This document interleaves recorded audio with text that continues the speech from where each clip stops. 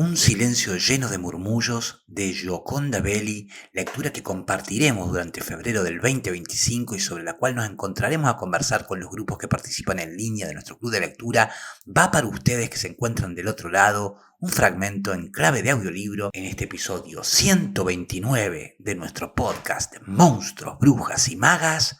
Comienza así.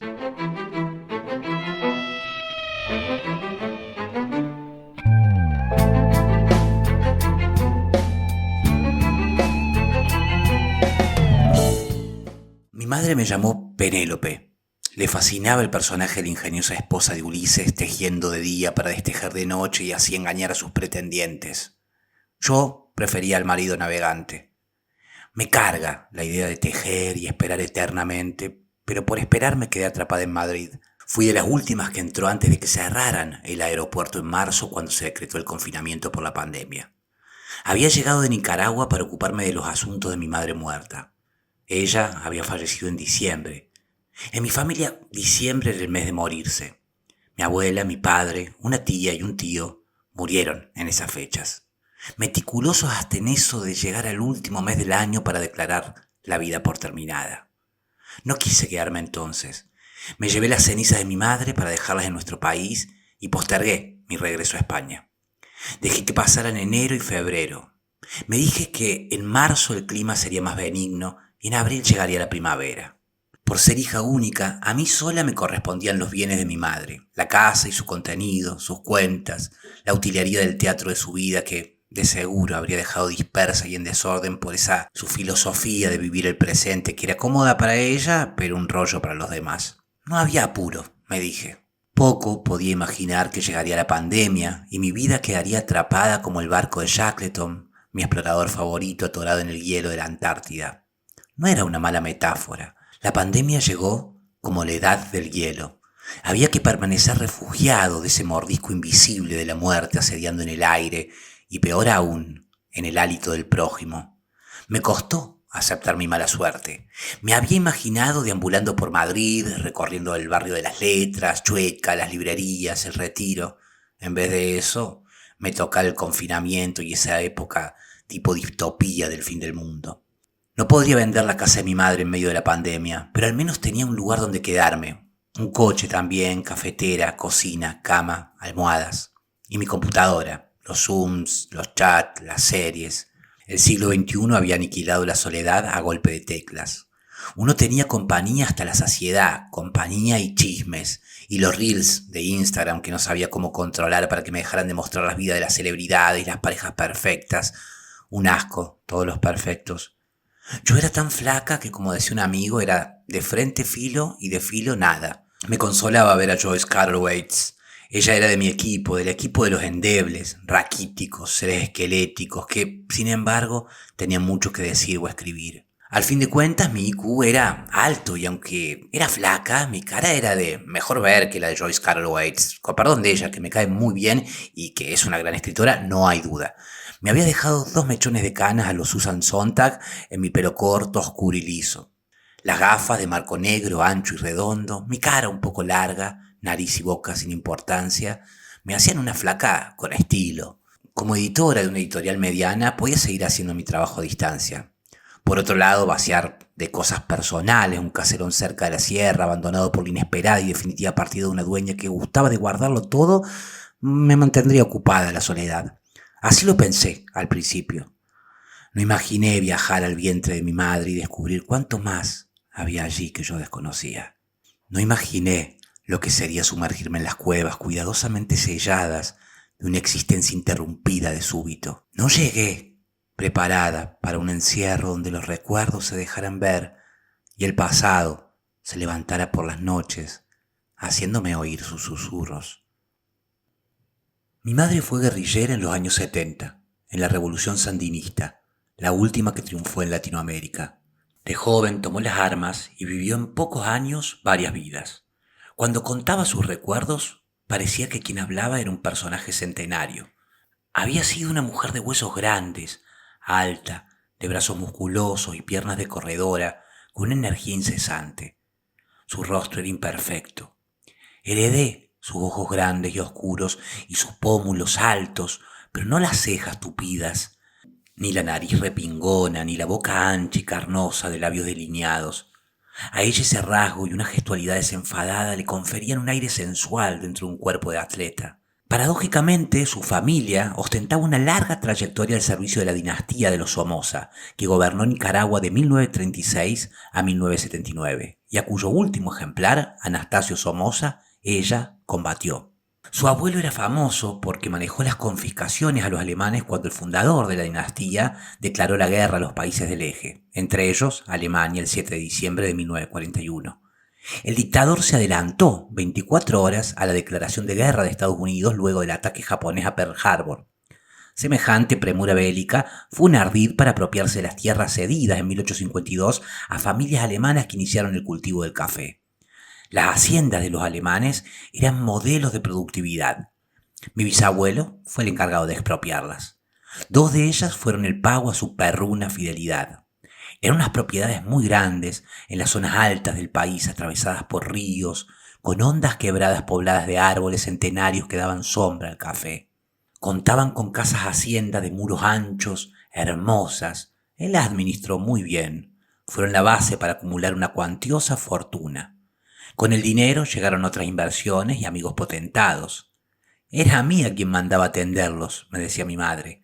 Yo era adolescente, pero él me usaba de señuelo, me exponía. Se reía con su humor sarcástico. Entre ellos podía encontrar marido, bromeaba. Tu abuelo era un asco, me decía con una dolida expresión de desprecio.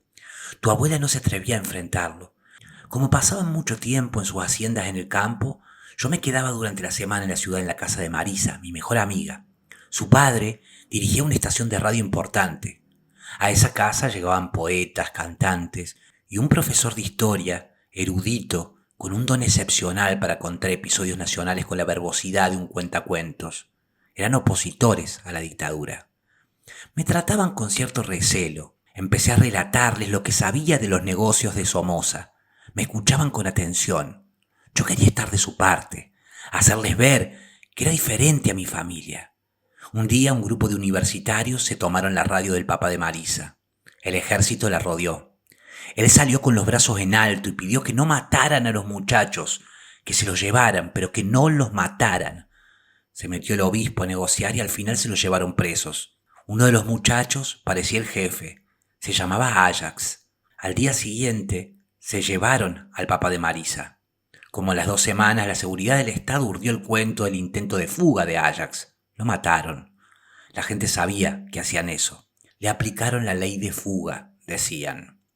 Recuerdo la foto en el periódico. La mamá con el cuerpo ensangrentado en los brazos porque la llevaron al patio de la prisión para que viera el cadáver.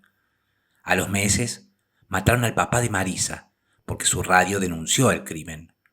Apareció tirado en un camino, el cuerpo lleno de señas de tortura. Me radicalicé. Marisa y yo nos metimos en la resistencia contra Somoza. Después del bachillerato, Marisa se fue a estudiar al exterior. Yo decidí irme clandestina. Robé plata y armas de la hacienda, y ese fue mi pasaje a la guerrilla. No volví más a mi casa. Yo la olía, imaginaba lo que sería enemistarse con el propio apellido. Crecí oyéndola negar a su familia. No hubo para mí ni abuelos, ni tíos, ni primos.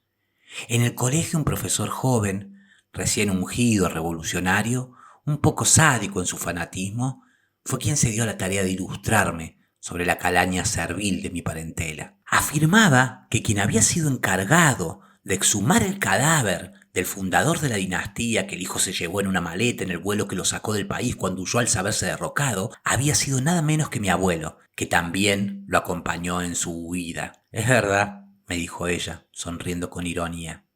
Ahora decile que te cuente qué fue lo que hizo tu madre. Al profe se le subió el color cuando se lo pregunté. Te dije lo de tu abuelo para que aprecies de cuánto se despojó tu madre para llegar a ser comandante guerrillera, uno de los títulos honoríficos de la revolución sandinista.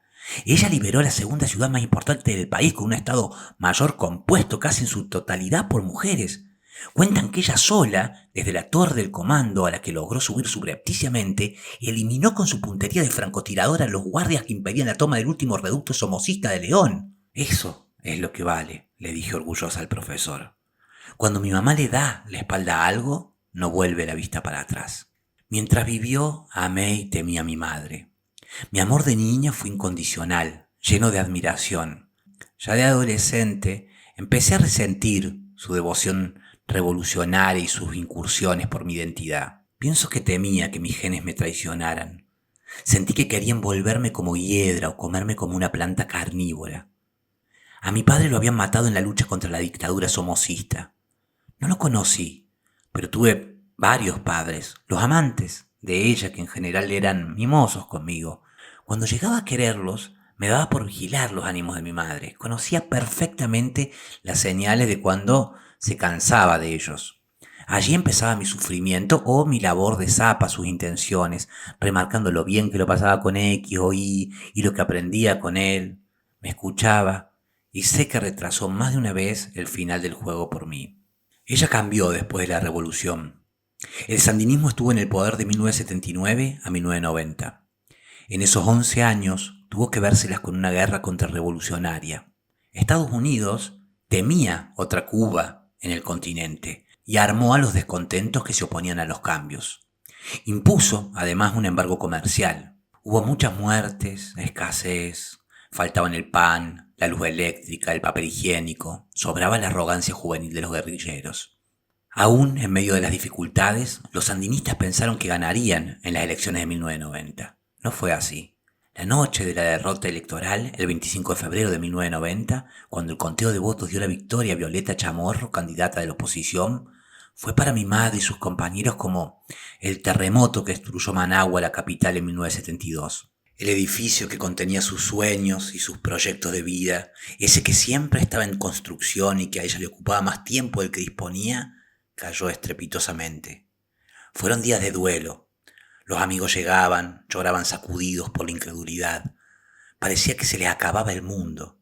Yo era una chavala de 15 años. Había crecido dentro de la revolución como en un escenario magnífico. Era la mascota del grupo. Me llevaban a las manifestaciones multitudinarias, me compraban helados o refrescos. Desde mi infancia los había visto actuar como profetas. Se juntaban en mi casa a tomar ron y a discutir cuestiones que yo apenas entendía, pero que me inspiraban la idea de que todos ellos eran como los héroes de los cómics desafiando y destruyendo monstruos. Mi corto entendimiento no lograba comprender que el pueblo hubiese votado por el fin de la revolución, que ya no quisiera más esa romántica época de júbilo en las plazas y gente que proponía acabar con la pobreza. Buscaba en medio del lamento de los adultos a alguien que me explicara la derrota. Poco tiempo transcurrió antes de que la desilusión y el desconcierto echaran raíces entre los que habían sido compañeros. La camaradería dio paso a amargas discusiones. El tinglado, que antes parecía sólido, se agrietó. En su afán de salvarse de la debacle, Daniel Ortega se hizo todopoderoso. Lo que había sido un heroico movimiento guerrillero se transformó en un informe partido político. Menos mal que en medio de la dispersión y de buscarse otra vida, mi madre se enamoró a mediados de los 90 de un arquitecto español. Ella había vivido en España de joven, apenas hablaba de ese tiempo, lo recordaba como el peor de su vida, quería borrarlo de su memoria. En aquella época la revolución la salvó, solía decir. Bromeaba por lo irónico de que España la salvara de nuevo, esta vez del fracaso de la revolución. A mí me parecía mentira la facilidad con que se marchó de Nicaragua con su nuevo amor, como si se tratara de Sodoma y Gomorra y ella estuviera decidida a no cometer el error de la mujer de Lot de volver la vista atrás. Su decisión de marcharse, el resplandor del amor que le iluminó, la disposición de que yo me quedara viviendo con su amiga Sofía hasta terminar la universidad, hizo que yo cortara el resto de cordón umbilical. Dejé de llamarla mamá, pasé a llamarla Valeria. Los recuerdos jubilosos de la época revolucionaria los tengo guardados como estampas coloridas en el álbum de mi vida. No dejan de ser lo que son, a pesar de que ahora de la revolución no queda más que la parafernalia, los símbolos y un viejo dirigente convertido en tirano. No logro que me convenzan las explicaciones de cómo fue que esto sucedió. Valeria se rehusaba a negar la validez de lo que ella y su generación habían vivido. Le costaba admitir que la mediocridad y la ambición de un antiguo compañero hubieran dado al traste con el triunfo de una hazaña admirada en el mundo entero. Los efectos de la transformación de la gesta que había sido su orgullo fueron devastadores para ella. se fue desmoronando. El pilar que sostenía su identidad se fue llenando de polillas. No sucedió súbitamente. Creo que fue de las últimas que se rindió y perdió las esperanzas de recuperar el fallido proyecto de su juventud. Ortega volvió al poder en 2007, dispuesto a no volver a vivir otra derrota. En 2018 se llevó la sorpresa de su vida. El país entero alzó trincheras y salió a las calles luego de que una protesta contra cambios en la ley del Seguro Social desembocara en varios estudiantes asesinados por la policía. Miles de personas en las calles clamaban por su renuncia. Durante esa gran revuelta, Valeria regresó a Nicaragua. Después de terminar la carrera, yo permanecí en el país, dispuesta a hacer mi vida independientemente de ella. Era profesora de literatura y escritura creativa en la Universidad Nacional. Cuando en medio de la gran revuelta los estudiantes se tomaron el recinto, los acompañé y permanecí atrincherada con ellos. Valeria llegó a buscarme. Vi en su rostro cómo se debatía entre pedirme que saliera de allí o animarme a que siguiera. No se atrevió a dar su opinión. Me quedé con mis estudiantes. Ella optó por colaborar con nosotros. Por una de las entradas del campus, yo salía a recibir las provisiones que nos llevaba. Fue testigo de la solidaridad de los vecinos que también aparecían con víveres. La sentí dispuesta a intentar recuperar y hasta enmendar la revolución perdida. Le expliqué que los jóvenes querían democracia, nada de vanguardia, ni discursos incendiarios, ni liderazgo de potenciales caudillos. No confiaban ya en responder violencia con violencia. Para colmo, al pasado sandinista de Ortega le atribuían la persecución y los crímenes contra ellos. Me dolía ver la leyenda revolucionaria perecer, pero la matanza emprendida por Ortega había cavado su tumba. Sentí pena por mi madre. Creo que empezó a morir cuando se percató de que esa gesta que le dio sentido a su vida se había convertido en humo negro, indistinguible de la perversa era que iniciaron Ortega y su mujer al retornar en nombre del sandinismo para endiosarse en el poder. Era injusto, reclamaba ella, alegando cuántos habían muerto por derrocar a la tiranía de Somoza, tantos que ella conociera, sus amigos queridos y sus sueños. Poco a poco, sin embargo, se fue dando por vencida. Menos mal que su relación con Alberto Lisuain, el arquitecto español que llegó a restaurar la iglesia de San Francisco en la Granada nicaragüense, le dio la compañía que atenuó la tristeza de sus últimos años. Pero claro que enfermó. Yo me lo temí. Después de 2018, la depresión se abatió contra su organismo. Un año después de la muerte fortuita de Alberto en un accidente por quedarse dormido al volante, ella pescó una neumonía y tras toda una vida de fumar y ya con las pocas ganas de respirar que tendría, se puso grave y murió en una semana. Apenas llegué a tiempo a Madrid para verla intubada y ya en coma. Fue un 29 de diciembre. Yo había aterrizado en Barajas el 27. De allí fui directa al hospital de Puerta de Hierro en Madrid. Pude quedarme a su lado. No dejé que me echaran de la sala cuando el monitor del corazón hizo sonar la alarma. Le pedí al médico, después de que la desfibrilaron con las palas y el corazón volvió a latir apenas, que la desconectaran del sinfín de tubos y la dejaran morir en paz. Le pusieron una máscara de oxígeno. Sería cuestión de una hora, a lo sumo, me dijeron. Su oxigenación era casi nula. Mi madre, tan fuerte y estoica como fue en su vida, me pareció entonces una imagen de la fragilidad, una criatura desvalida, su cara seria, de ojos cerrados, sus manos frías. Yo no sabía qué hacer, pero recordé que en alguna conversación lejana me dijo que lo que más temía de la muerte era la soledad, morir sola en un hospital. Me acosté a su lado y la abracé. Sentí la ternura que imaginé se sentía por un bebé, una emoción que me sacaba de mí misma, que extendía mi cuerpo en un deseo inmenso de envolverla, de acunarla. Y así murió, en mis brazos. Nunca, mientras vivió, sentí tal amor por ella como en esa despedida silenciosa. Si de algo se ocupó, fue de disponer dónde quería que echara sus raíces. Debía esparcirlas en la hacienda de un tío de la familia, una hacienda de grandes hondonadas brumosas donde se cultivaba café.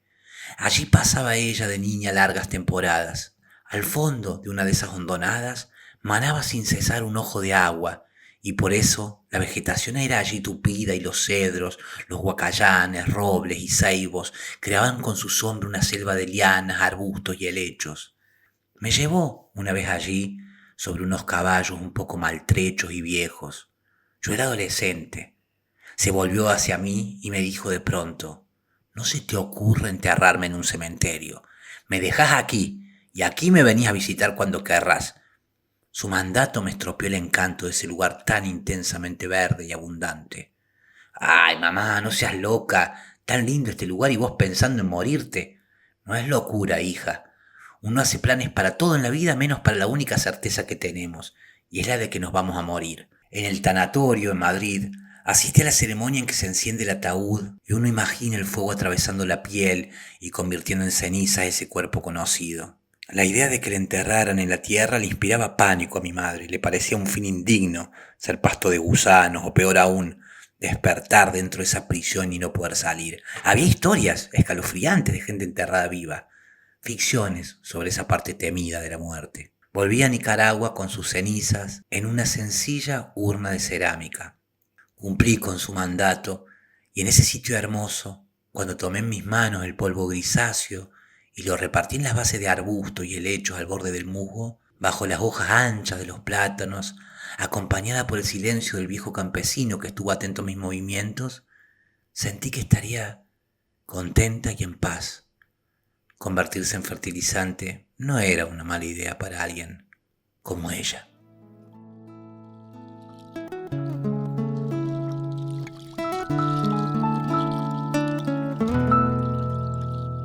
Bueno, y ahí estuvo entre nosotros un fragmento con el cual inicia Un silencio lleno de murmullos de Gioconda Belli, un relato conmovedor de esta gran escritora nicaragüense, quien desde su exilio en Madrid escribe sobre esta hija llamada Penélope y sobre esta madre llamada Valeria que ha sido marcada por la lucha política en Nicaragua y cómo ese pasado y esa historia las afecta a ambas y el vínculo que ellas han tenido. Es una novela que entre tantos otros temas que se van abriendo, explora las heridas políticas y la compleja relación de una madre con una hija entrelazando memoria y redención en un viaje de autodescubrimiento.